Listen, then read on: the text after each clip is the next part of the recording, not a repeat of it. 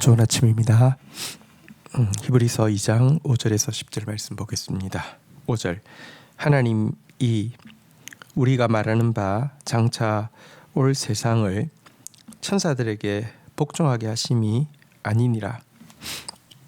그러나 누구인가가 어디에서 증언하여 이르되 사람이 무엇이기에 주께서 그를 생각하시며 인자가 무엇이기에 주께서 그를 돌보시나이까.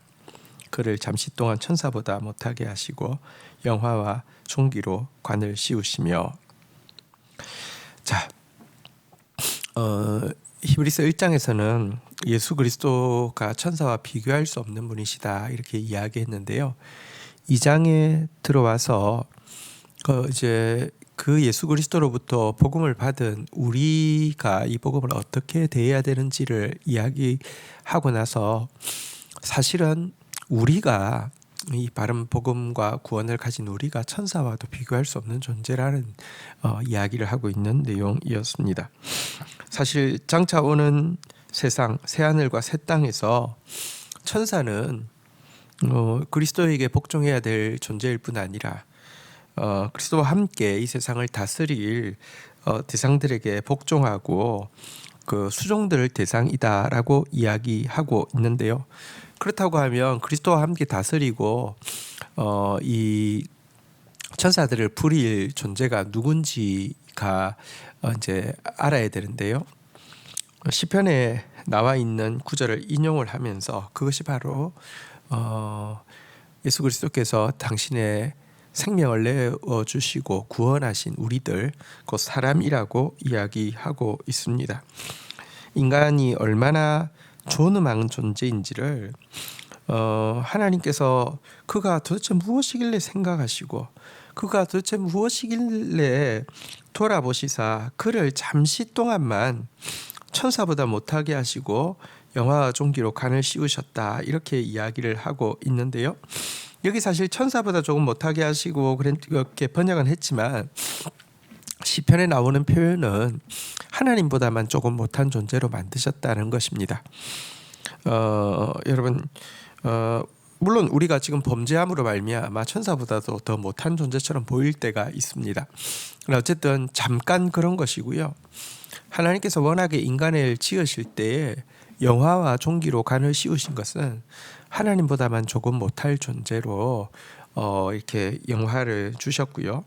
장차 오는 세상에서 바로 우리를 통하여서 천사를 이렇게 다스릴 존재로 삼으신다 이렇게 이야기하고 있습니다. 8절도 한번 볼까요?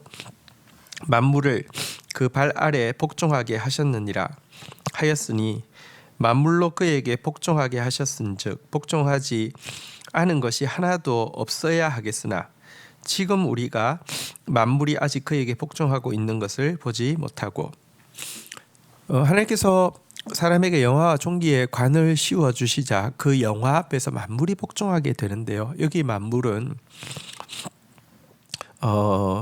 인간을 위해서 만들어진 모든 자연계 이렇게를 이야기합니다.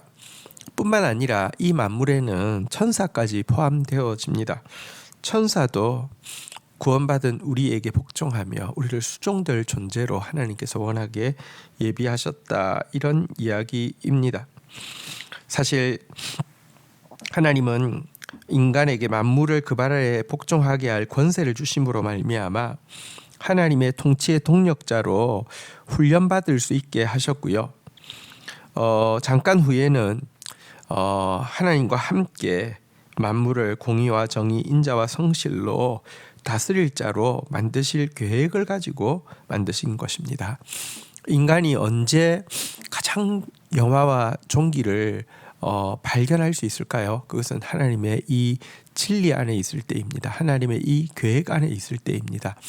하나님의 계획을 알게 될 때 우리는 가장 영화롭고 존귀한 자가 되어지는 것입니다.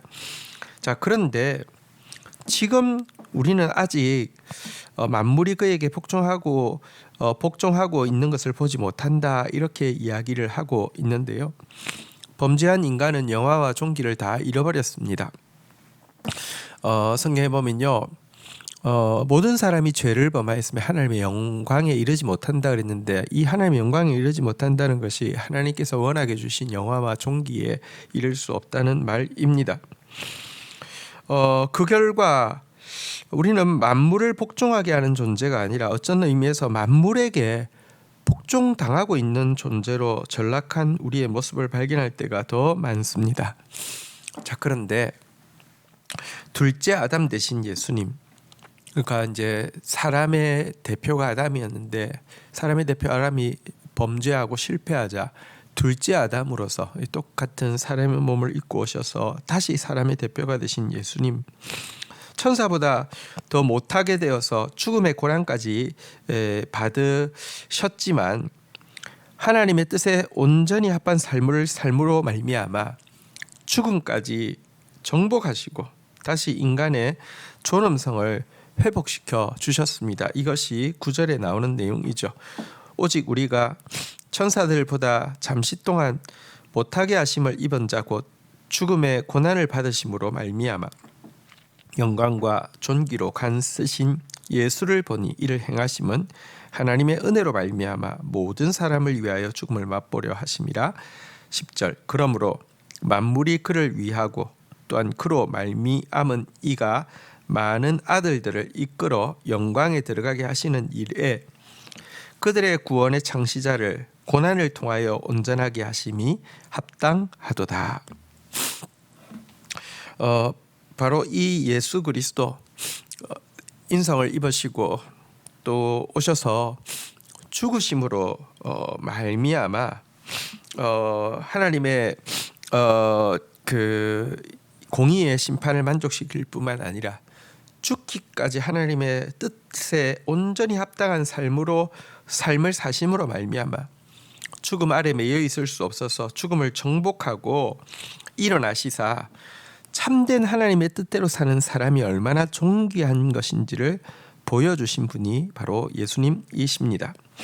사실 당시 유대인들은 천사를 선지자보다 더 뛰어난 존재라고 생각하고 있었기에 왜 예수님은 이게 천사 같은 영체가 아니라 천사보다 열등한 육체를 입고 오셔서 천사는 고난을 당하지 않는데 범죄자나 당하는 고난을 받으시고 천사는 죽지 않는데 죽음까지 경험하셨는지에 대해서 의문을 가지고 있는 자들이 적지 않았습니다.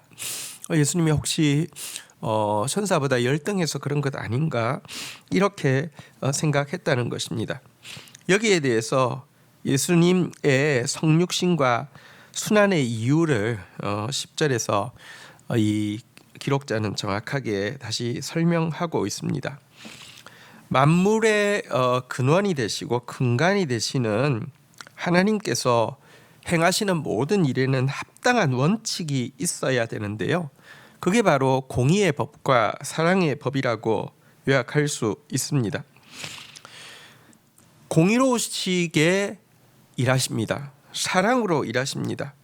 특별히 만물 가운데서 가장 타락했지만 만물 가운데서 가장 사랑하시는 인간을, 이 타락한 자를 다시 한번 가장 영광스러운 당신의 동력자로 당신의 자녀로 회복시키는 일에서는 이 공의와 이 사랑은 더욱 엄격하게 적용되어야만 했습니다.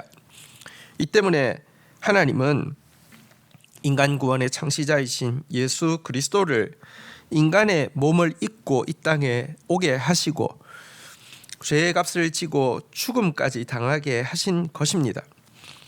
예수님은 그러나 인간의 몸을 입고 죽음까지 당하는 고난을 통해서도 온전함을 지키셨습니다. 하나님의 뜻대로 사셨다는 뜻이죠. 또 이 예수님이 고난을 통해서 예수님을 고난을 통해서 온전하게 하셨다는 말은 무슨 말이냐고 하면 인간과 똑같은 고난을 받으심으로 말미암아 인간을 구원하기에 완전한 조건을 갖추셨다, 이런 의미가 되는 것입니다. 하나님의 온전한 공의가 드러난 것입니다. 우리는 또 이렇게 생각할 수 있습니다. 그러면 하나님의 마음은 이해되지만 그럼 당신의 그 사랑하시는 독생자까지 희생시키지 말고 무슨 천사 중에서도 뭐 미가엘 같은 대천사를 이 세상에 보내어서 육신을 입게 하고 그래서 인류의 죄를 대신해서 죽으면 안 되는가? 천사도 죄가 없지 않은가? 이렇게 생각할 수 있습니다. 이것은 하나님의 공의의 법칙에 어긋납니다. 왜 그렇습니까? 하나님은 인간을 천사보다 더 높은 존재로 하나님의 자녀로 하나님의 통역자로 만드실 계획입니다. 근데 그런 자를 대속하는데 그런 자보다 더 낮은 신분을 대신 내놓고 대속한다. 이건 공의롭지 못한 것이죠. 인간을 구속하는 공의의 대가에 합당하신 분은 오직 예수 그리스도밖에 없습니다. 이 말이 바로 그들의 구원의 장시자를 고난을 통하여 온전하게 하심이 합당하도다. 인간을 구원하기에 완전한 조건을 예수 그리스도를 통하여서 지불하시고 공의를 만족하셨다라는 의미가 되는 것입니다. 주신 말씀 붙잡고 기도하며 나가도록 하겠습니다.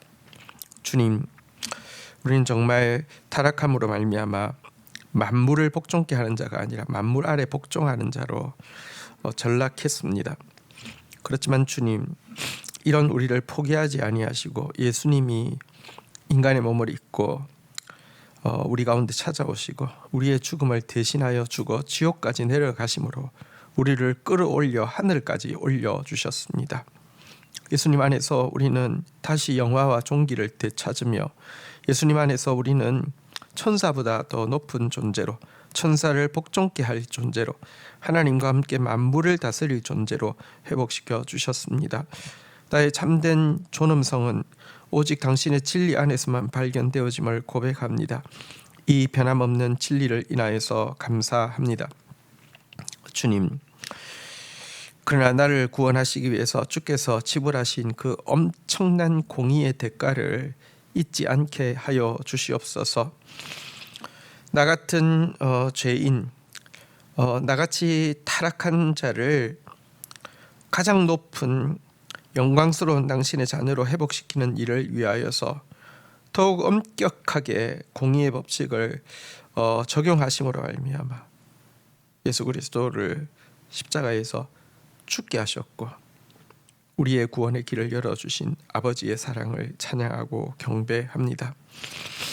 그 사랑, 그 공의가 나의 구원의 길, 우리의 구원의 길, 인류의 구원의 길이 되었음을 고백합니다.